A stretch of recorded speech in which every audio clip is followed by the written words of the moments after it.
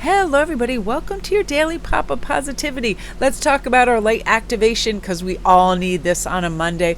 I need it as well. It's so funny. I get up and I literally can exhaust myself with a to-do list before I even leave my bed. It's so crazy. So instead, I was compelled to start to think about everything that makes me happy, makes me laugh, and creativity. And I pulled out some of my pieces that I made and started playing with my cats and getting silly. And then I feel like laughter and what we're looking forward to and what we're excited about helps us shine our light, because our internal guidance is definitely going to come through when we ask for guidance as well. Please help me feel light, bright, and cheery, guides and angels. I need your support. As a, responsible adult, our responsibilities will start to kind of slide into our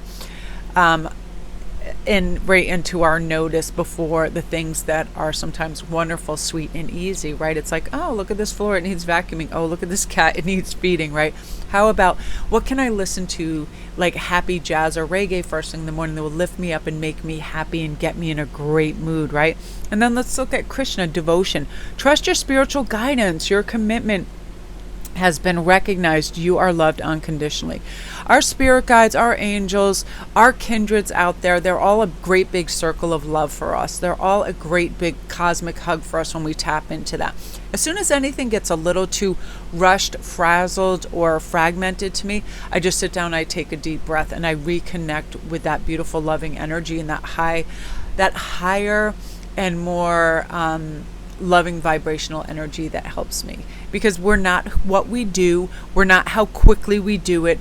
We are simply these beautiful, inspired souls that want to connect and be calm and feel loved and feel good, right? Now, Bridget talks about inner strength. Move back to wholeness. Recognize that you will have the answer. And this is remarkable. This has been happening for me because as, a creative, I can have all these, pops of inspiration and go off and start working and do all this stuff. But then what will happen is she's trying to jump on this. I'll have the fallout of my creative endeavors behind me, all my beads, all my tools, everything laying around everywhere. And there, thank goodness she laid down. And then I will remember, this is all part and parcel. It's like we're not meant to keep everything in a tidy little box and be uber organized and all of that. So take your time and stop pressuring ourselves. But I feel too, this is a question where we want to get to know ourselves better, right? When do I feel most at peace? I know when that's, for me personally, when I'm handling my cards, getting new insights, being able to be helpful to family members, friends, and clients. What makes me feel creative? That brings me inner strength. What makes you feel creative? Is it when you're sewing, when you're painting, when you're singing? Really tap into that. Is there anything you want to learn more about? Each day, I'll put on the History Channel and I'll get this little fix on Italy or something like that because I'm really interested in history. I just feel like it opens some kind of portal for me and gives me new information. I love that. What would you like to learn more about? We got to get rid of these restrictions that we're putting on ourselves. I thought of this morning and I actually almost got upset because I found over the last couple of weeks I was being very habitual, and I thought, this is summer where you just really need to let loose. And if you want to get in your car and drive down anywhere, I'm surrounded by all different beaches and beautiful parks and all this stuff, just go. Don't make some major plan. Don't make anything a big deal. Just go for it. Be spontaneous. That's what I want. That also makes me feel more creative when I'm very spontaneous. Do you need to refresh your current skills? I constantly am reading up on everything. Sidereal astrology is very interesting to me. I just like to brush up and get different new notions, insights, also in the psychological field, because I feel like there's so many brilliant minds out there that help. That's something I constantly want to brush on. Now, where do I want to be in 5 years? And this isn't meant to make you do this cosmic leap forward that creates any kind of anxiety thinking, oh, I have to make this big plan. Just picture yourself. Do you want to be in a big sort of rambling home out in the country with a lot of animals? Do you want to be on your dream vacation, maybe on a boat somewhere sailing? Do you want to be, if you're in the financial world right now, out of that and be in a more creative aspect? Whatever it is, what do you want to expand and use your inner strength to get you there?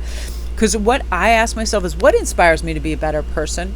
And then I really look into that. What inspires me to be a better person is my children, how the example I set and how they look at me, also my clients and everybody else.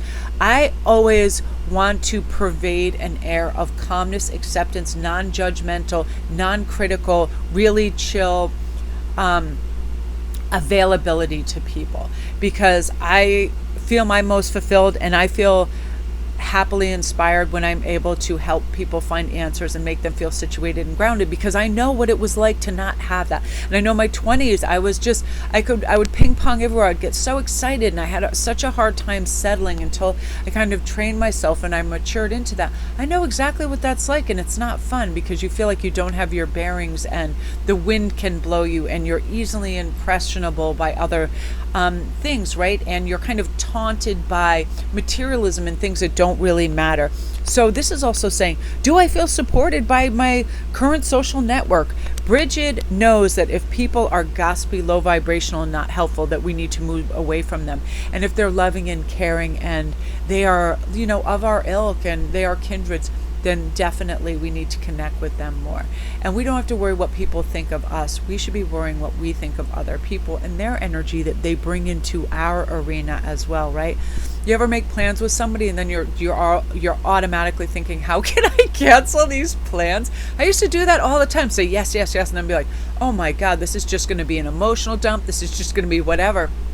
Honest to goodness. And now I don't put myself in those circumstances anymore, because I don't want big drains and I want to be able to be focused and feel good. So all of these things together, your light activation, your devotion, and your inner strength, is going to just help you cycle up and feel good about things. Breathe deeply and have a check-in with yourself. Does this feel good? Do I want to do this? And if you don't, then just change the channel on that. And especially with thoughts, intrusive thoughts that come in that don't belong there anyway. It's like we can only solve so much during the day anyway, so why are we trying to exhaust ourselves with all this, activity that isn't necessary for us? So you guys, that is your daily pop. Love and light.